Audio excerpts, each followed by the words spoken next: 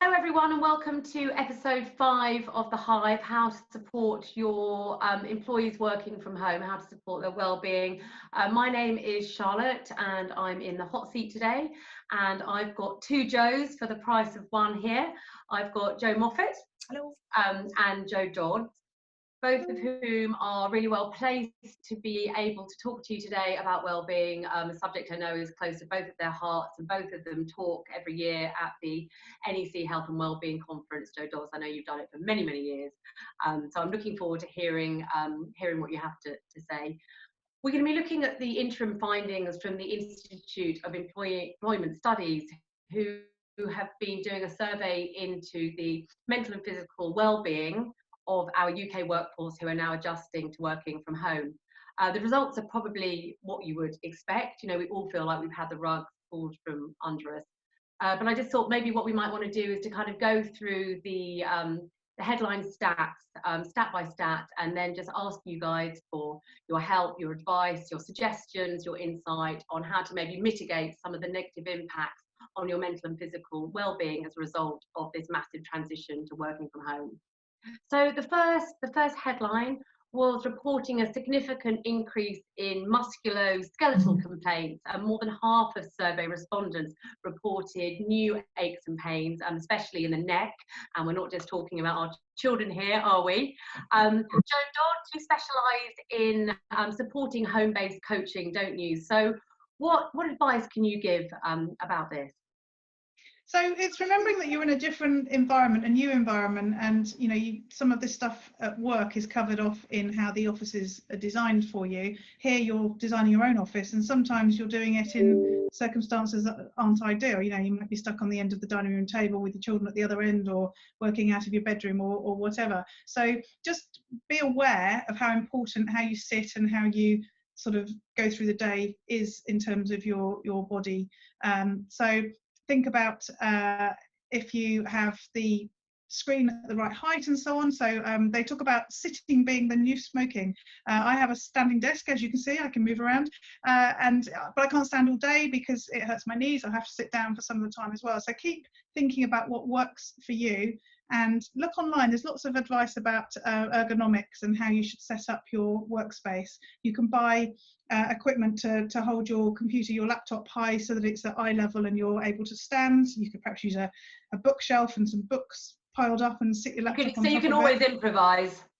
You can, exactly, but just be really mindful of your own personal experience. I used to have my arms and my keyboard at the same level that they tell you in all the instructions, and I used to do this when I was working, which used to give me neck problems. I've learned that I need to have my keyboard lower, and then I'm more relaxed, and then I don't have those issues. So just be aware of how you're feeling and keep moving around and take regular breaks, and just be very aware of yourself. Okay, great. Kind of linked to this is diet and exercise. The survey reported an increase in people drinking alcohol, a decrease in their healthy diet, and 60% reported that they were doing less exercise. This is a subject that's really close to my heart, because I've gone from doing either going to the gym, playing tennis, or playing netball pretty much every day of the week, to having to find a new routine, a new way of working out. And I would have to say to this, YouTube is your friend. I found a dazzling array of all sorts of different workouts. They've got workouts for totally different levels, from beginner right up to advanced. It's not just Joe Wicks, he's kind of really highlighted this, but actually there are so many brilliant people out there doing some great stuff, great exercise. You need no equipment. And so what I find is, if I've got 10 or 20 minutes in a day, I just get in front of a YouTube and I get my endorphin hit that way, remembering that actually physical activity and exercise impacts your brain so positively with endorphin and serotonin. Joe Moffat, what have you been doing?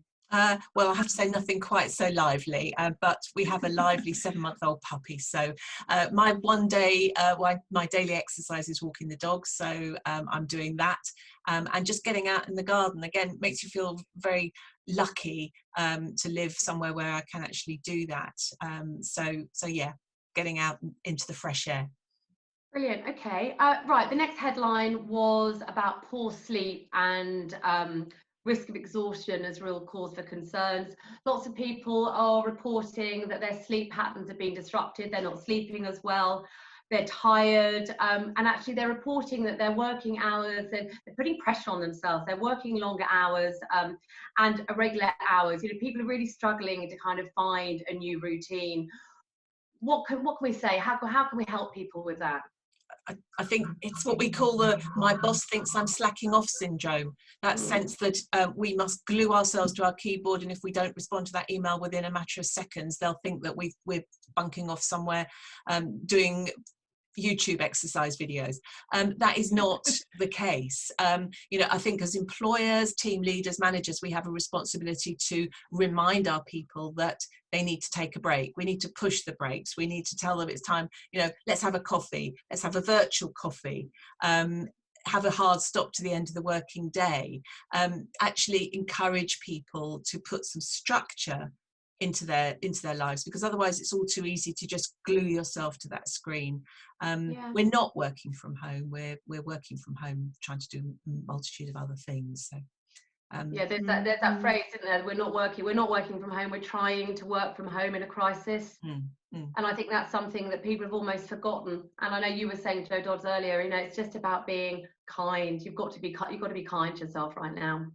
And actually that kindness impacts the fourth headline stat, and this is about the mental health of survey respondents, and it depicts a workforce with a lot on our mind. Understandably, we're feeling a sense of isolation, we're worried about our jobs, we're worried about our family members, we're worried about how we're going to homeschool our children, and I think a really important point is this whole idea of no one is the same, and trying to treat people as individuals. And I know you've got stuff to say about that, Jo Moffat. Absolutely. I think, you know, it is one of the most important skills that a manager, people manager, leader has, is to recognise that their people are individuals. It's something we talk about a lot at Engage for Success.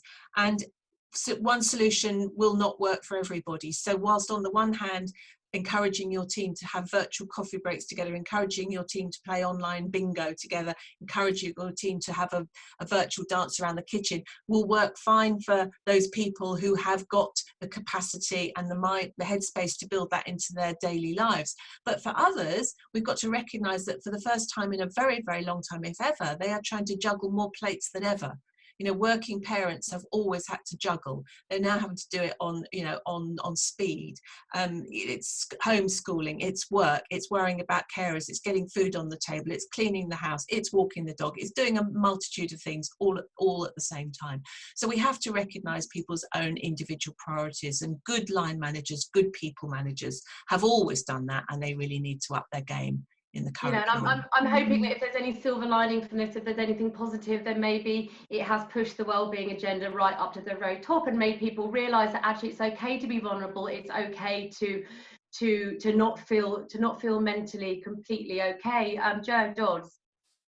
Yeah, we've just been on a call, Jo and myself, with Peter Cheese of the CIPD and David McLeod of Engage for Success. We were doing a video for the Engage for Success audience, and he was saying that they're doing obviously loads of work with their membership around the current situation, and whilst they're looking at furloughing and all of the sort of technical stuff, a really massive priority for them and for their HR people is about the well-being within organisations, but also that bit about treating people as individuals, because what works for one doesn't work for another, as we know. So it's really good to hear that that's what they're really focusing on. Yeah, I think that's a really important piece of advice. And does anyone know, I mean, who are there companies out there who are really prioritising well-being at the minute? Who's getting it right now?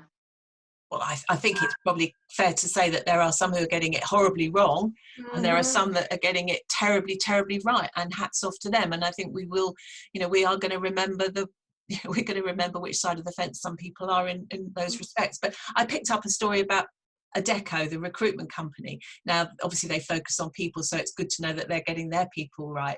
But I was talking to somebody yesterday who was saying that they are doing many of the things we've just been talking about, but picking up on that point that people are individuals, whilst on the one hand they're doing a lot of sort of virtual camaraderie building and team building stuff around teams and so on, quizzes and that kind of thing. They're also recognizing that people will not always admit to what's not, you know, to how they're really truly feeling in a group situation. You know, you're on a Zoom call with 12 other colleagues. Are you honestly going to say you're the one person who's really not feeling it today? You're probably not. So they're making the point of following up not only doing group stuff, but doing a lot of one-to-one calls and a lot of one-to-one interaction to make sure that people individually are doing okay outside of that kind of group dynamic. And I think that's very sensitive and really important.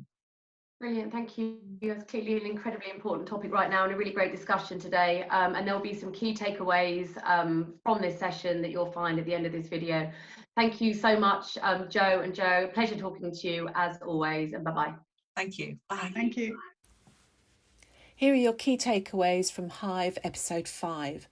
The interim findings of the Institute for Employment Studies Working at Home Wellbeing survey after just 2 weeks of lockdown include a significant increase in musculoskeletal complaints. So encourage employees to be aware of their own home working environment and practices, adjusting their individual setup accordingly to keep well. Over 60% of us are exercising less, so be kind to yourself. Try and create some kind of new routine that includes breaks from the screen, be that YouTube exercise classes or walking the dog. 48% are reporting long and irregular hours, with half of all respondents unhappy with their current work-life balance. So treat people as individuals, not applying a one-size-fits-all solution. There are those with plenty of time on their hands and those whose juggling skills have just had to ratchet up a few zillion notches. A boss inviting their team to play online film bingo may be a great idea for one group, or the straw that breaks the camel's back.